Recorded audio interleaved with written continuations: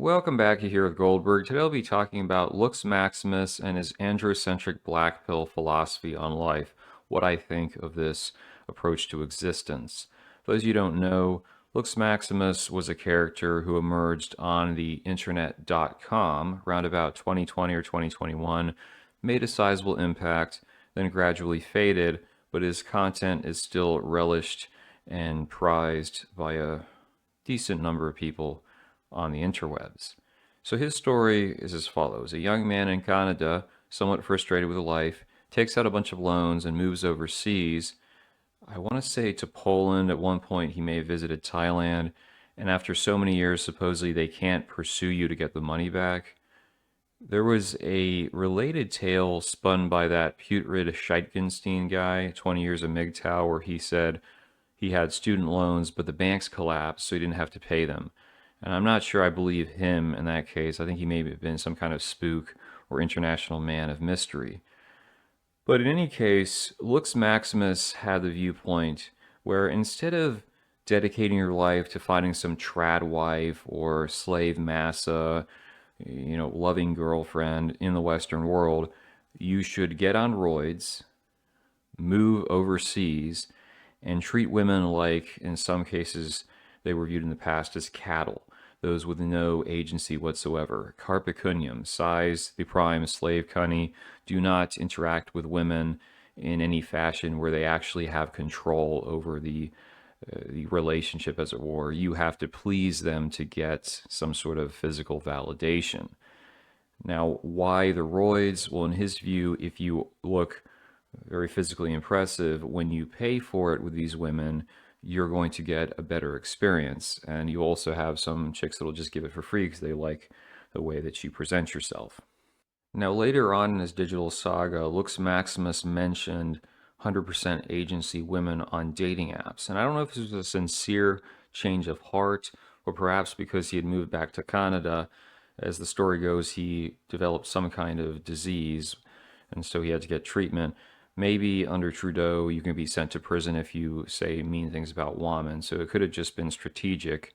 But he had also brought up his relationship with an ex, and she took care of him when he was not feeling well. Now, when he was having these pay for play interactions, he did note a preference for girls who would provide some kind of the GFE girlfriend experience, not be strictly wham, bam, thank you, ma'am. And I think everyone can appreciate that to some extent. Having at least a degree of context. It's kind of like when you watch some of these adult videos, which I don't any longer, haven't for years, but the ones that had the story were a little bit more interesting than just start performing, that sort of thing.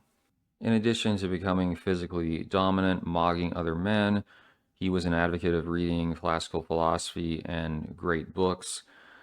He would make observations of the problems in the manosphere, such as the fact that a lot of these red pill MGTOW channels all orient themselves around women. They're constantly talking about females.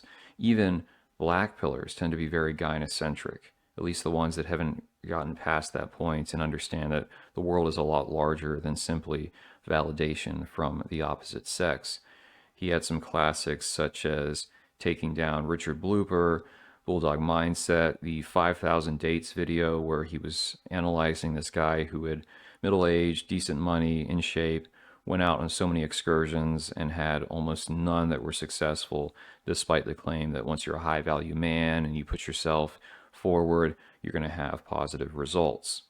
At various points, he was critical of those who would dedicate their lives to something like black supremacy or Aryan pigeon dancing, wanting to die for some political or patriotic cause. He said that Mustache Man was a life-denying tradcon. And this is not entirely correct. The German regime had some socially conservative mores, but when it came to interactions between men and women, they were not all about, oh, you have to be married, you have to be trad, as long as it was a healthy union that would have decent offspring, not like the dysgenic stuff we see nowadays, they were okay. And you might be cynical and say, yeah, it's because they want a labor pool, they want more soldiers. But my point is, it's not as simple as certain people will try to break it down, particularly in the black pill when it comes to these historical movements. other great iterations from his content were the Donata projects, and I only got to see the second one. I hope someone backed up the first because that was just laugh out loud hilarious. These elderly grandmas getting matches on dating apps. And this is probably one of the best, catching the Giga Tyrone simping for a land whale on Tinder. It's important because it says to the guys who are following Hamza Burger, oh, if you just, you can be Adonis, you get in such great shape, natty wise, and everything will fall into place. But then you'll actually come across some of these dudes that have everything going for them. They're still scraping the bottom of the barrel because the dating market is kind of rough. Concerning the idea of getting on roids, LooksMaximus argued if you do natty, it takes too long for minimal results and it's hard to sustain, so just start injecting. And it's interesting, there was a fellow on Dr. Myman's stream, that is Hormax, where he was challenging him and he said, I get 8 to 9 hours of perfect sleep a night. I always eat clean, meal prep. I'm going to be able to do this perfectly. That is the natty approach.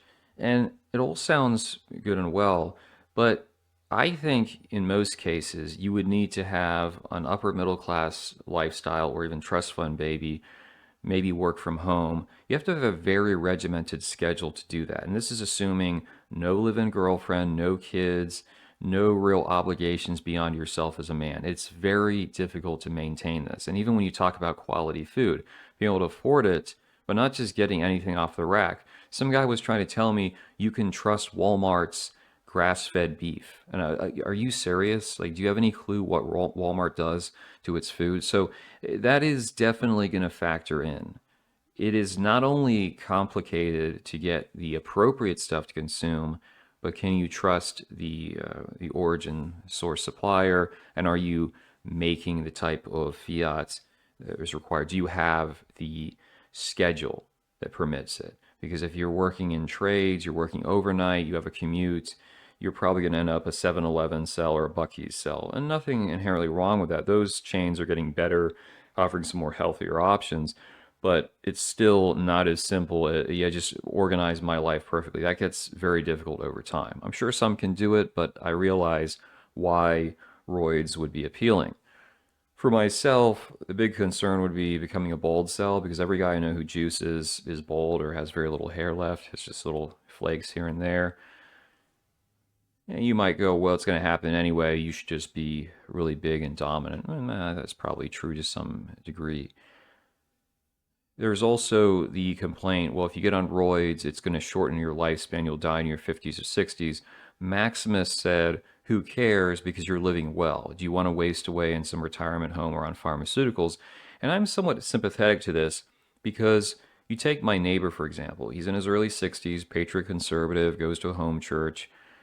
He doesn't have kids. I don't think it's because he didn't want to. I feel like they were not able to. But I saw his wife maybe a month and a half, 2 months ago, and I said hello to her. She just looked at me blankly and kept walking.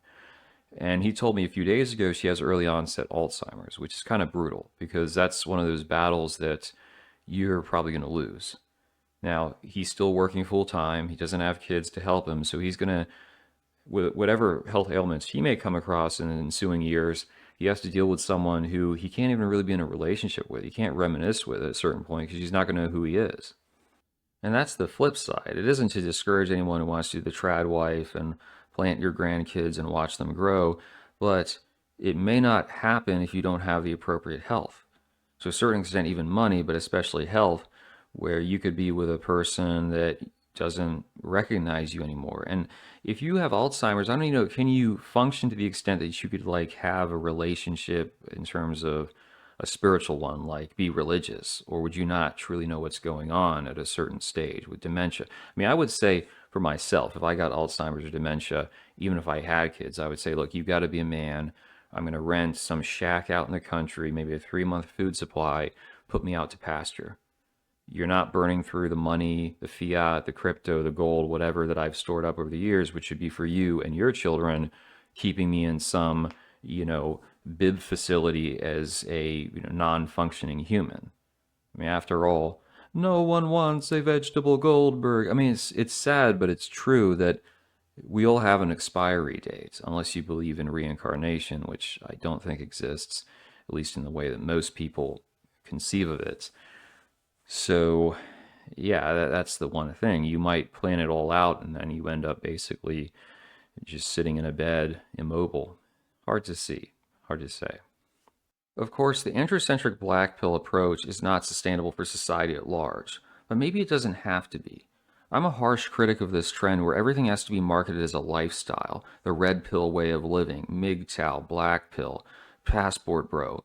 And what you come to understand is that for most men, it's too traumatic to take this on board and to change their approach. Like the average guy who enters the manosphere is a functional moron who just got rejected, got dumped or cheated on by a girl, and he feels hurt.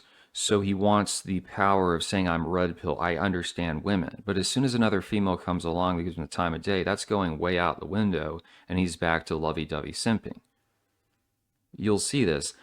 There was a guy in my comments bitching at me for months. He said he was 5'6", had a girlfriend, we're all losers. He said that I was secretly really bitter and angry, but I'm just trying to play it cool. I'm going, well, you can do your Freudian psychoanalysis till the end of time, but why aren't you getting married since he would defend it so much? And when I asked him that, he would just ignore the comments and just fling insults at me, which is usually what these guys do because they know they're likely to be the casualty of something.